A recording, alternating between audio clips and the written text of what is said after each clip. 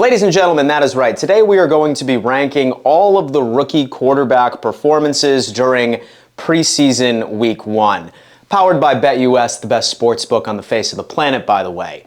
Now, in context, I want to let everybody know I am filming this video prior to seeing how Bo Nix looks during his preseason game. So do me a favor, after this is uploaded and you have seen it for yourself, please let me know where you would rank Bo Nix in this overall top 4, top 5 conversation. But that's right, folks. Outside of training camp stats, which is absolutely hysterical, I've seen some people really hyping up some training camp stats, we finally saw our first look in actual NFL regulation of Caleb Williams, Micahel Penix, JJ McCarthy, and of course, Drake Maye. So I wanted to go through, all 4 of them and give you my thoughts on our very early, small sample size experience of the young gunslingers. Right before that, guys, I do once again want to give a giant shout out to BetUS. BetUS is hands down the best sports book on the face of the planet. When you want to dabble with some over-unders, some money lines, some point spreads, some futures, who's going to win Coach of the Year, who's going to win MVP, maybe you even want to throw in a little change on some preseason games. I know you absolutely psychopaths are considering it.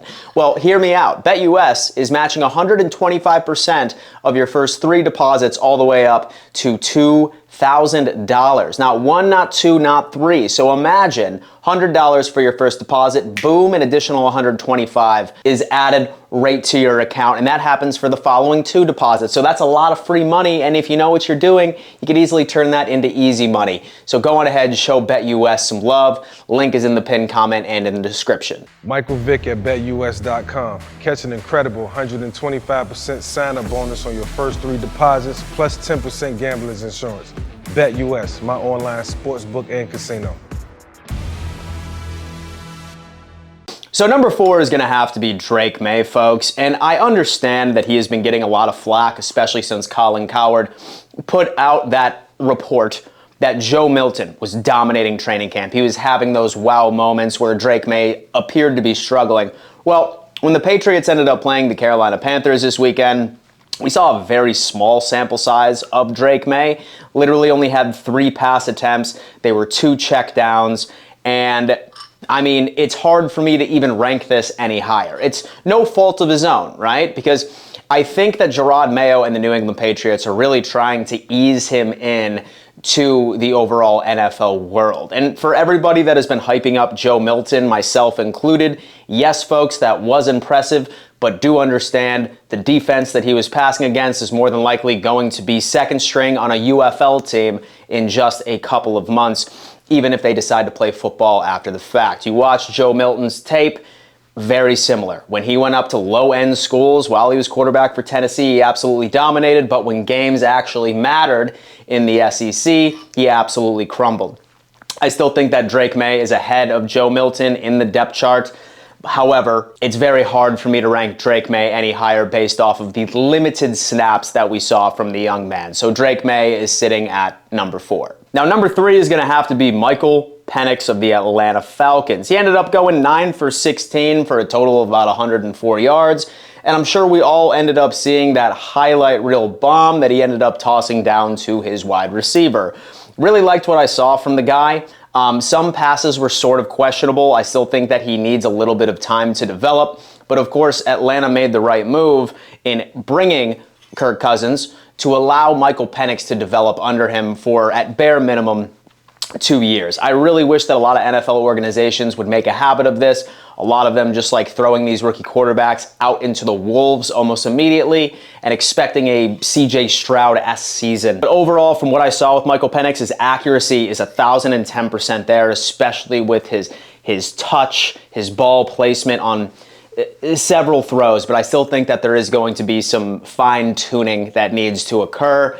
In my opinion, if I was in charge of the Atlanta Falcons coaching staff, I wouldn't let him see the field during the regular season up at least until the next year, or if, unfortunately, knock on wood, Kirk Cousins ends up going down. Now, right before I end up giving you the top 2 performances, folks, I do want to give you a good understanding of what Roundtable Sports is. Roundtable Sports is the only network on YouTube and in the world where we end up pinning divisional rivals against each other for a weekly debate show. That is right. Your favorite YouTubers that cover their favorite teams we put them into a bloodbath for an hour and a half each and every single week. We have the AFC East, the NFC North, the NFC West. Each and every single division is currently represented. So if you are watching this video and you want to make sure that you never miss a live rendition of your favorite division, please go to our homepage and subscribe to the division of your choosing. Number 2, shout out JJ McCarthy. Okay, now listen, I'm not even going to lie to you. When I saw JJ go out there against the Raiders and I saw that man throw an interception his very first drive, I was starting to scratch my head a little bit. I was saying, JJ, I had so much confidence in you coming out of Michigan. Under the Harbaugh-led Wolverines, you were the most pro-ready QB in the draft, and you had to throw a pick your first attempt. However, let's just say that dude, man, ended up making up for it.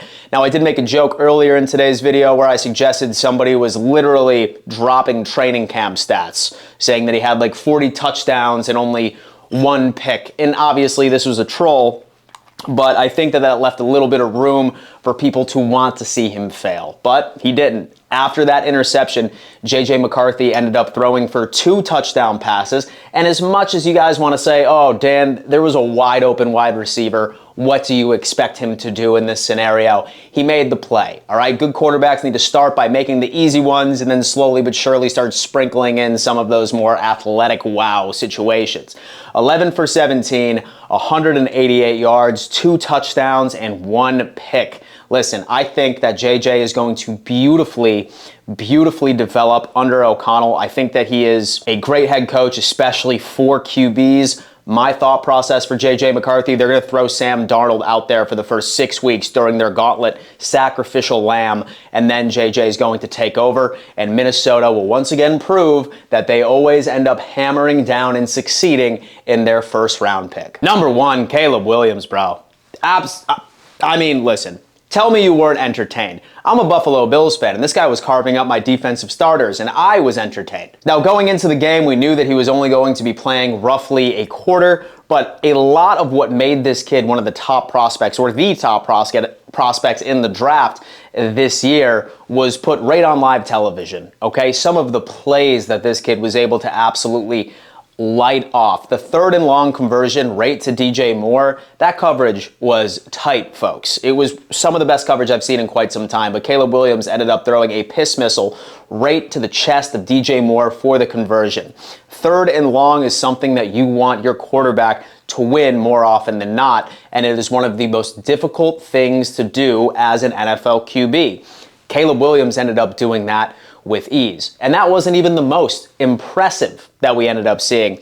During the game, he was experiencing pressure, although they added 2 extra blockers side by side of him. Then the offensive line ended up breaking out, and then Caleb Williams ended up rolling right and on the run, throwing one of the most accurate passes to, again, DJ Moore for the conversion. Now, I will say that we could blame the play calling on this during the preseason because they're not going to be showing their full bag of tricks during this early into the preseason, if you will. But I kind of wanted to see a bit more success in the red zone. Granted, we only saw 2 attempts in the red zone, but other than that, dude, Caleb Williams, hands down, is living up to all of the hype. I'm seeing a lot of similarities to Patrick Mahomes. Thank God that this dude is not in the AFC, because that would just be one more headache for all of us that are getting sick of having a favorable sense of talent on one conference and not the other. About time powers are balancing. And so, but yeah, folks, those are my rookie QB rankings based off of the preseason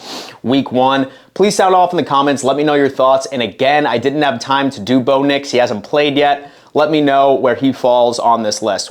Who did he dethrone? Thank you again for everything, folks. Make sure you subscribe to Roundtable Sports for some more daily NFL content and end up subscribing to all of our Roundtable channels.